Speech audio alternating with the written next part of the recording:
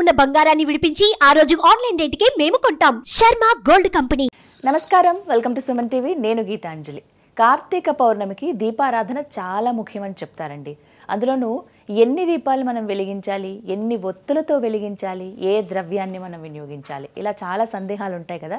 అలాగే పౌర్ణమి రోజున దానాలు చేయటం కూడా చాలా ముఖ్యం. ఎంతో విశిష్టత ఉండి దానాలకని చెప్తూ ఉంటారండి.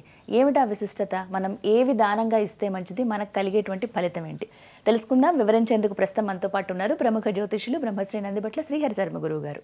వారితో మాట్లాడదాం. గురుగారు నమస్కారం అండి. వాగర్థావివ సంపృక్తౌ వాగర్థ ప్రతిపత్తయే జగతః పితరౌ వందే పార్వతీ పరమేశ్వరౌ. సదాశివసమారంభాం శంకరాచార్య మధ్యమాం అస్మదాచార్య పర్యంతం వందే గురుపరంపరాం. ఆదిత్యాయ చ సోమాయ మంగళాయ బుధాయ చ గురుశుక్రశనిభ్యశ్చ రాహవే కేతవే నమః. శృంగేరి జగద్గురు పీఠాధిపతులకి, కంచి పీఠాధిపతులకి నమస్కారములు తెలియచేసుకుంటూ కార్యక్రమాన్ని ప్రారంభిద్దాం. కార్తీక పౌర్ణమి ఎప్పుడెప్పుడు వస్తుందా అని ఎదురు చూస్తాం మేమైతే. అంటే గురుగారు, సోమవారాలు ఎంత విశిష్టమో మొత్తం ఈ మాసంలో చూసుకుంటే చాలా ముఖ్యమైనది కార్తీక పౌర్ణమి అని చెప్తారండి. మా అందరికీ బాగా తెలిసింది ఏంటంటే ఆ రోజు ఖచ్చితంగా ఉపవాసం ఉంటాము, ఖచ్చితంగా దేవాలయానికి వెళ్తాము. ఇంకొకటి నియమంగా చేసేది ఏమిటంటే 365 ఒత్తులు వెలిగిస్తామండి. ఇలా వెలిగిస్తే సరిపోతుందా? పౌర్ణమి మేము ఇలా చేసుకుంటే చాలా? ఉన్నటువంటి పౌర్ణమిలలో కార్తీక పౌర్ణమికి చాలా విశిష్టత. కార్తీక పౌర్ణమి అనగానే మనకు గుర్తొచ్చేటువంటిది అరుణాచలేశ్వరుని గిరి ప్రదక్షిణ. అంటే ఈ అరుణాచలం అనేటువంటిది కొండ ఏదైతే ఉందో అది మనకు కుజగ్రహం నుంచి ఒక కొండ, ఒక ముక్క పడి ఆ ప్రదేశంలో పడింది, అగ్నికారక గ్రహం. అందుకనే ఈ కార్తీక మాసం కృత్తికా నక్షత్రంతో వస్తుంది. కృత్తికా నక్షత్రం అనగానే మనకు అగ్ని నక్షత్రం. అది ఈ కృత్తికల ద్వారా పెంచబడ్డాడు కాబట్టి కార్తికేయుడు అయ్యాడు. అందుకని కార్తీక మాసము ఈ యొక్క సుబ్రహ్మణ్య స్వామికి సంబంధించినటువంటి మాసంగా కూడా చెప్పబడి ఉంటుంది. అందుకనే ఈ కార్తీక పౌర్ణమికే అన్ని పౌర్ణమిలలో గిరి ప్రదక్షిణ చేస్తే ఈ కార్తీక పౌర్ణమికే ఎక్కువగా విశేష గిరి ప్రదక్షిణ. ఆ యొక్క జ్వాలని నమస్కారంగా దీపాన్ని చూసినా సమస్త పాపములు తొలగిపోతాయని చెప్పి, కాబట్టి కృత్తికా దీపం అని అంటారు. అంటే సాక్షాత్తు అది కుజగ్రహం అంటే సాక్షాత్తు సుబ్రహ్మణ్య క్షేత్రమే. అది కార్తీక మాసంలో అదొక ప్రత్యేకత. కానీ అన్ని దేవాలయాలలో ఈ కార్తీక పౌర్ణమి రోజున చాలామంది చేసేటువంటిది ప్రధానంగా అనాదిగా వస్తున్నటువంటి ఆచారము దీప ప్రజ్వలనము, దీపదానము, అమలకా దానము, అలాగే ఒక పురాణం ఉంటుంది, ఆ పురాణాన్ని దానం చేయాలి. అవన్నీ విషయాలన్నీ కూడా చాలా కూలంకషంగా చర్చించుకుందాం. సాలగ్రామ దానము, జ్వాలాతోరణం గుండా జ్వాలాతోరణ దర్శనము, జ్వాలాతోరణం గుండా చేయడం. అయితే విధి విధానంగా చూసినప్పుడు ఈ కార్తీక పౌర్ణమి నవంబర్ 15వ తారీఖు రోజున కాబట్టి బ్రహ్మ ముహూర్తంలోనే లేచి కాలకృత్యాదులు తీర్చుకొని చక్కగా పూజా మందిరంలో ఆవునేతితో దీపారాధన చేసి అష్టదళ పద్మము వేసి అక్కడ మధ్యలో ఆ యొక్క పుష్పములు, పసుపు, కుంకుమ పెట్టి అక్కడ శివలింగాన్ని ప్రతిష్ఠింపజేసి ఆ యొక్క శివారాధన చేసుకోవాలి. ఆ రోజున ఉదయం చేసుకోవాలి. వీలైతే ఉపవాసం ఉండాలి. ఉపవాసం ఉండలేమండి మేము అనారోగ్యం అనుకున్నప్పుడు భోజనం చేయవచ్చు. కానీ కార్తీక మాసంలో ప్రదోషకాల సమయంలో దీపారాధన, దీపదానం అనేటువంటిది చేయాలి. కాబట్టి 1 గంట కల్లా భోజనం చేసే అలవాటు ఉంటే చేసుకొని 5 గంటల కల్లా కాలకృత్యాదులు తీర్చుకొని సూర్యాస్తమయం సమయం కల్లా కూడా శివాలయంలోకి వెళ్ళాలి.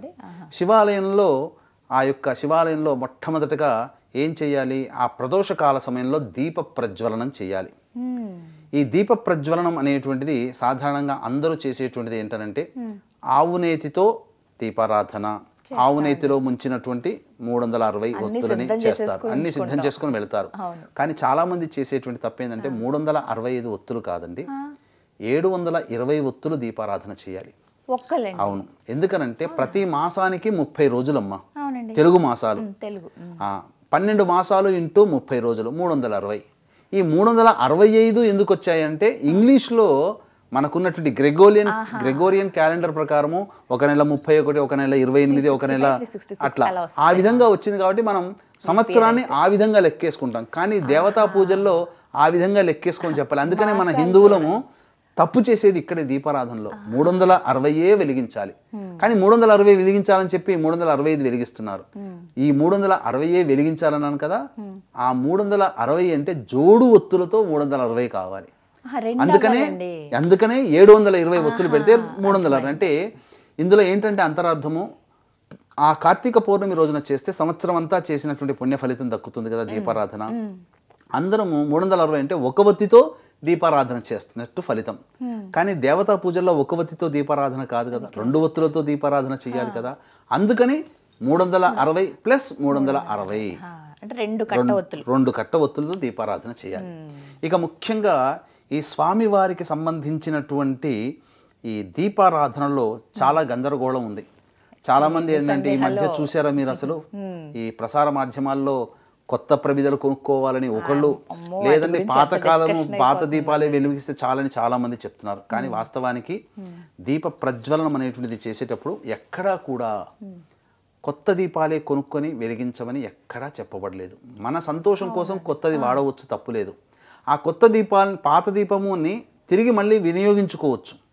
ఎలా వినియోగించుకోవాలంటే దీపాన్ని అంతా మసి ఉంటుంది కదమ్మా, చక్కగా కడిగి ఆవు పాలతో శుద్ధి చేసి చక్కగా మళ్ళీ ఆ పాత దీపాన్ని కూడా వినియోగించుకోవచ్చు.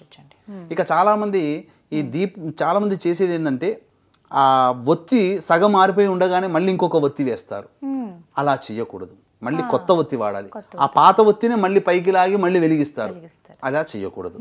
కాబట్టి పాత ప్రమిద వాడినా మళ్ళీ కొత్త ఒత్తి వేయాల్సిందే.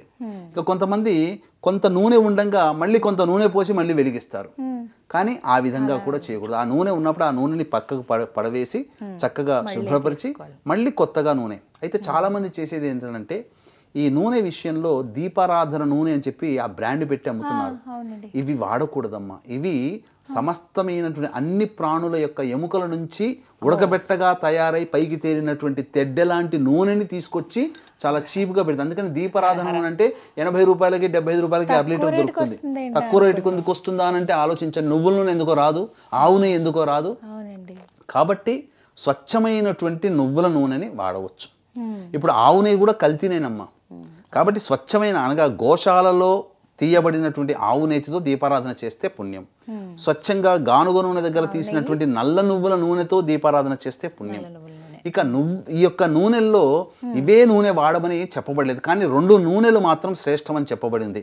అది ఆజ్యము అంటే గోఘృతము, ఆజ్యం కూడా కాదు, గోఘృతం అంటారు. గోవు నుంచి వచ్చింది గోఘృతం. ఆజ్యం అంటే అజహ అంటే మేక పాల నుంచి తీసినటువంటి నేతితో ఆజ్యం అంటారు. ఆజ్యం అనకూడదు. గోఘృతం అనగా ఆవు నెయ్యి లేదా నువ్వుల నూనె, ఇవి 2. ఇక మధ్యమము చెప్పబడినటువంటిది అంటే విప్ప నూనె వాడవచ్చు, ఆముద నూనె వాడవచ్చు, వేప నూనె వాడవచ్చు, అలాగే కొబ్బరి నూనె కూడా వాడవచ్చు. ఈ 4 కూడా వాడవచ్చు, లేదా అన్ని కలిపిన దాంతో కూడా దీపారాధన చేయవచ్చు. ఇక సంబంధించినటువంటి ఈ యొక్క ప్రధానంగా ఈ దీపారాధన అనేటువంటిది చేసేటప్పుడు ఒక శ్లోకముని చదువుకుంటూ చేయాలమ్మా. వీక్షించేటువంటి ప్రేక్షకులు ఈ యొక్క దీపారాధన చేసేటప్పుడు ఈ కింది శ్లోకాన్ని చదువుకోవాలమ్మా. కీటాః పతంగాః మశకాశ్చ వృక్షాః జలే స్థలే ఏ విచరంతి జీవాః దృష్ట్వా ప్రదీపం నచ జన్మ భాగినః భవంతు నిత్యం స్వపచాహి విప్రాహ. అంటే దీని యొక్క అంతరార్థం ఏంటంటేనమ్మా, ఈ శ్లోకంని చదవలేకపోయినా ఇప్పుడు చెప్పబోయేటువంటి భావాన్ని మనసులో చదువుకుంటూ చేసినట్లయితే దీప ప్రజ్వలన ఫలితం దక్కుతుంది. అంటే ఈ కార్తీక మాసములో దేవాలయంలో గనక లేదా తులసి బృందావనం దగ్గరనైనా దీపారాధన చేసినటువంటి మానవులకి మానవులతో పాటు ఈ దీపాన్ని క్రిమికీటకాదులు చూస్తారు, జలచరంలో ఉన్నటువంటి ప్రాణులు చూస్తారు, వృక్షము కూడా ప్రాణియే, వృక్షము చూస్తుంది. అలాగే సమస్త భూమి మీద ఉన్నటువంటి సమస్త ప్రాణులు, ఆకాశంలో ఉన్నటువంటి అంతరిక్షంలో ఉన్నటువంటి పితృదేవతలు అందరూ ఈ యొక్క దీపారాధన చేసేటప్పుడు ఆ వారసులు కూడా వెలిగించేటప్పుడు ఆ పితృదేవతలు కూడా చూస్తారు. వాళ్ళకందరికీ కూడా ఉత్తరక్షణమే మోక్షము కలుగుగాక అనే భావంతో చేయాలి. ఇక ఈ దీపపు కాంతిలో క్రిమికీటకాదులు కొన్ని పడి చనిపోతాయి తెలియకుండానే. అటువంటి దీపపు కాంతిలో భస్మమైనటువంటి ప్రాణికి ఉత్తరక్షణమే స్వర్గలోక ప్రాప్తి కలుగుతుందమ్మా. ఈ కార్తీక పౌర్ణమి రోజున విశేషంగా సంధ్యా సమయంలో చేయాలి. అంటే 6:04 సూర్యాస్తమయం అయితే 45 నిమిషాలు, అంటే 6:04 నుంచి 6:52 మధ్య కాలంలో చేసేయాలి దీపారాధన. ఇంటి దగ్గర చేయవచ్చు, తులసి బృందావనం దగ్గర చేయవచ్చు, దేవాలయంలో చేయవచ్చు, ఎక్కడ చేసినా ఫలితం ప్రదేశాన్ని బట్టి ఫలితం యొక్క మహత్యం మారుతూ ఉంటుంది. కాబట్టి దేవాలయంలో చేస్తే విశేషం. ఈ సమయం ఒకటి గుర్తుంచుకోండి. అలాగే ఉసిరిక దీపం వెలిగిస్తూ ఉంటారండి. ఈ రోజున ఉసిరికాయ పైన ఒక్క ఒత్తి పెడుతూ ఉంటారు, లేకపోతే పువ్వు ఒత్తులు అంటారు కదా అవి, లేకపోతే 2 ఒత్తులు పెడుతుంటారు. అసలు ఉసిరి దీపం ఎలా పెట్టాలి? ఉసిరి దీపం అన్నప్పుడు చాలా మంది చేసేటువంటిది ఏంటంటే లోపల ఉన్నటువంటి గింజని తొలిచి వేసి అందులో ఆవు నెయ్యి వేసి పెడుతుంటుంటారు. అంటే నిమ్మకాయ డొప్పని ఇలా తీసి ఎలా అయితే పెడతామో అలా. కానీ ఉసిరికకు అలా పెట్టకూడదు. ఉసిరికను ఏ విధంగానైతే తీసుకొస్తామో చక్కగా శుభ్రంగా కడిగిన తర్వాత ఆ ఉసిరిక మీద ఒక ఒత్తి, ఆ ఒక ఒత్తిని ఆవు నెయ్యిలో తడిపి దీపారాధన చేయాలి. కొంతమంది పిండి దీపారాధనలు కూడా చేస్తారు. పిండి దీపారాధన చేసేటప్పుడు బియ్య పిండి కానీ గోధుమ పిండి కానీ వాడతారమ్మా. ఆ వాడినప్పుడు అందులో స్వచ్ఛమైన ఆవు పాలు వేసి బెల్లం కూడా కొద్దిగా వేసి అదంతా కూడా కచాపిచిగా నలిపి కుందిగా దీపంలాగా తయారు చేసి ప్రమిదలాగా తయారు చేసి అందులో ఆవు నేతితో దీపారాధన చేసి వేయొచ్చు, లేదా ఒక ఒత్తి దీపారాధన అయినా చేయవచ్చు. ఆ విధంగా చేయవచ్చు. ఈ కట్ట ఒత్తులు కూడా అలా చేయొచ్చునమ్మా, తప్పేమీ లేదమ్మా. అంటే ఎన్ని రకాలు ఉంటాయి అనేది ఒక సందేహం చాలా మంది. ఆ శివాలయంలో సాయంకాల ప్రదోషకాల సమయంలో అర్చన చేయాలి. బిల్వ దళాలతో అర్చన చేస్తే ధనము సామ్రాజ్యము ప్రాప్తి అవుతుంది. అలాగే దూర్వము అనగా గరికలతో గనక అర్చన చేస్తే సమస్తమైనటువంటి ఉపద్రవాలు తొలగిపోతాయి. ఇంకా వీక్షించేటువంటి సుమన్ టీవీ ప్రేక్షకులకి గమనిక, ఈ యొక్క త్రిపురాసులను సంహరించిన క్షేత్రము త్రిపురాంతకంలో సాక్షాత్తు ఈశ్వరుడే ఆ త్రిపురాసుల సంహారం జరిగింది. అటువంటి త్రిపురాంతక క్షేత్రంలో జాతకరీత్యా కలుగు విద్య, వివాహ, ఉద్యోగ, దాంపత్య, సంతాన, అనారోగ్య సమస్యల నివారణకి, శనిదోష పరిహారాలకి సర్వదోష నివారణ హోమాలు అనేటువంటి చేయించడం జరుగుతుంది. పర్ హెడ్ 1500 రూపాయలకి. అవకాశం ఉన్న వాళ్ళు కార్యక్రమం తదనంతరం కాంటాక్ట్ చేసి పూర్తి వివరాలు తెలుసుకోవచ్చు, గోత్రనామాదులు నమోదు చేసుకోవచ్చు. ఇక జిల్లేడు పుష్పాలతో, శ్వేత జిల్లేడు, తెల్ల జిల్లేడు పుష్పాలతో చేస్తే సమస్త శత్రుబాధలు, ప్రయోగ బాధలు తొలగిపోతాయి. కాబట్టి కరవీర పుష్పంలో అంటే గన్నేరు పుష్పంలో అనగా పచ్చగన్నేరు, బిళ్ళగన్నేరు కాదమ్మా, మామూలుగా పూజకు చేసే గన్నేరు పుష్పములతో గనక అర్చన చేస్తే ఇష్టకన్య, ఇష్టవరప్రాప్తి అంటే కోరుకున్న జీవిత భాగస్వామి లభిస్తాడు. ఈ విధంగా అనేక పుష్పాలతో అర్చన ఆ రోజున సాయంకాల సమయంలో చేయవచ్చు. ఇక ముఖ్యంగా కూడా ఈ యొక్క కార్తీక పౌర్ణమి రోజున దానము చాలా విశేషమమ్మా. దానాది కార్యక్రమాలు చేయాలి. సాలగ్రామ దానము అనేటువంటిది ఒకటి బ్రాహ్మణుడికి, ఒకటికి దేవాలయంలో సాలగ్రామ దానం చేయాలి. అలాగే దీపదానము కూడా బ్రాహ్మణుడికి, ఈ యొక్క సంబంధించినటువంటి బ్రాహ్మణుడికి మరియు దేవాలయంలో విష్ణు ఆలయం, శివాలయంలో దీపదానం చేయాలి. దీపదానం చేసేటప్పుడు కూడా ఆ దీపములో ఆవు నెయ్యి వేసి 2 ఒత్తులు వెలిగించి సంకల్పం చెప్పుకొని ఆ విధంగా ఇచ్చేవాళ్ళు పుచ్చుకునే వాళ్ళ సంకల్పాలు చెప్పుకొని దీపదానం చేయాలి. ఇక తరువాత ముఖ్యంగా ఉసిరిక దానం, అమలక దానం కూడా చేస్తే చాలా ఆరోగ్యం అమ్మ. ఉట్టిగా ఆ బుట్టలో పెట్టి ఆ ఉసిరిక శక్తి కొలది, పావు కిలోనా, అర కిలోనా, కిలోంబావా, అది మీ యొక్క శక్తి కొలది వీక్షించే ప్రేక్షకుల. ఆ ఉసిరిక దానం కూడా చేసిన చాలా ఫలితం. దేవాలయం దగ్గర దేవాలయంలోనే ఇవ్వాలమ్మా. లేకపోతే బ్రాహ్మణుని పిలిపించుకొని ఇవ్వచ్చు. దానిమ్మ పండ్లు గనక దానము చేస్తే అమ్మవారి యొక్క అనుగ్రహంతో ఆ ఇంట లక్ష్మీదేవి జన్మిస్తుంది పౌర్ణమి రోజు.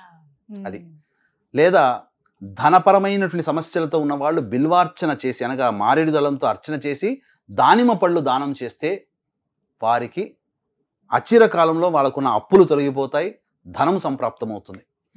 ఇక ముఖ్యంగా ఈ మార్కండేయ పురాణాన్ని గనక దానం చేయాలమ్మా. ఈ మార్కండేయ పురాణం దానం చేస్తే వాజపేయ యాగము చేసిన పుణ్య ఫలితం దానం చేసిన వాడికి ఈ కార్తీక పౌర్ణమి రోజున వస్తుంది. అది ఎందుకనంటే మహాయాగాలలో సోమయాగము, మన వాజపేయ యాగము, పౌండరీక యాగము, ఈ 3 యాగాలు చేసినటువంటి వ్యక్తికి రాష్ట్రపతితో సమానమైనటువంటి స్థితి కలుగుతుంది. రాష్ట్రపతి వస్తే ప్రోటోకాల్ ఏ రాష్ట్రానికైనా ఎలా అయితే వెళతాడో, ఈ 3 యాగాలు చేసినటువంటి వేద పండితుడికి అతను ఎక్కడికి వెళ్ళినా ఛత్రము, చామరము అన్ని కూడా పట్టుకుంటారు. ఆ ప్రోటోకాల్ అతను, బ్రాహ్మణులు అట్లా ముందుంటారు. అది చాలా గొప్పదైనటువంటి స్థితి అమ్మ.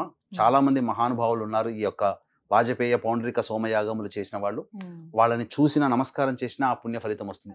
ఆ మార్కండేయ పురాణాన్ని గనక ఆ రోజున గనక దానం చేస్తే వాజపేయ యాగం చేసినటువంటి పుణ్య ఫలితం వస్తుంది. ఈ విధంగా చక్కగా చేసి ఆ శివాలయంలో జ్వాలాతోరణం ఉంటుంది. ఆ జ్వాలాతోరణం గుండా కుటుంబ సభ్యులు ముమ్మార్లు శివనామస్మరణ చేసుకుంటూ ప్రదక్షిణ చేసినా, లోపల గుండా వెళ్ళినా అపమృత్యు భయదోషాలు తొలగిపోతాయి. ఇక దీపారాధనలో ముఖ్యంగా మనకు ఈ నక్షత్రాలు వచ్చిన తర్వాత దీపారాధన చేస్తాం కదమ్మా. 27 దీపాలు గనక వెలిగించినట్లయితే నక్షత్ర దీపారాధన చేసిన పుణ్య ఫలితం దక్కుతుంది. అప్పుడు ఒక్కొక్క ఒత్తి వేయొచ్చండి, వెలిగించవచ్చమ్మా. చక్కగా అందులో 3 ఒత్తులు కలిపి ఒక ఒత్తి, ఆ విధంగా ఒక్కొక్క ఒత్తి చేయవచ్చు. ఇక మరీ ముఖ్యంగా చెప్పాల్సినటువంటిది ఏంటంటే ఈ యొక్క అన్ని నూనెలు, ఆముదం నూనె, వేప నూనె, విప్ప నూనె, కొబ్బరి నూనె, నువ్వుల నూనె, అలాగే ఈ సంబంధించినటువంటి ఈ ఆవు నెయ్యి, ఇవన్నీ కూడా కలిపి దీపారాధన కూడా వెలిగించవచ్చు. సమస్తమైనటువంటి సన్మంగళం కలుగుతుంది. ఇలా అన్ని రకాలైనటువంటి దీపాలతో గనక చేసినట్లయితే ఆ కార్తీక పౌర్ణమి రోజున చాలా పుణ్యప్రదమమ్మ. పితృదేవతల యొక్క అనుగ్రహం కూడా కలుగుతుందమ్మా. అందుకనే ఈ పితృదేవతల యొక్క దోషములు ఉన్నటువంటి కుటుంబాలలో చాలా మటుకు వంశం అభివృద్ధికి రాదు.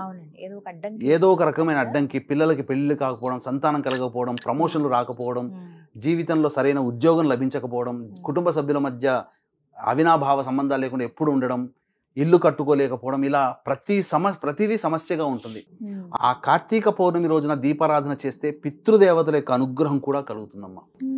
ఇంకా చెప్పాలంటే పితృదోష నివారణ పూజలు కూడా జరిపించుకుంటే మంచిది. అందుకనే ఆ పితృదోష నివారణ పూజలు ఆఖరి సోమవారం, మనకి 25వ తారీఖు రోజున అవుతుంది. ఆఖరి సోమవారం రోజున అతి సామాన్య మానవుడు కూడా పాల్గొనే విధంగా తండ్రి వైపు 6 తరాలు, తల్లి వైపు 3 తరాల్లో దుర్మరణం పాలైన వ్యక్తుల యొక్క మోక్ష ప్రాప్తికి మన పీఠం ఆధ్వర్యంలో పితృదోష నివారణ పూజలు ఆఖరి సోమవారం 25వ తారీఖు రోజున ఈ నెల చేయించడం జరుగుతుందన్నమాట.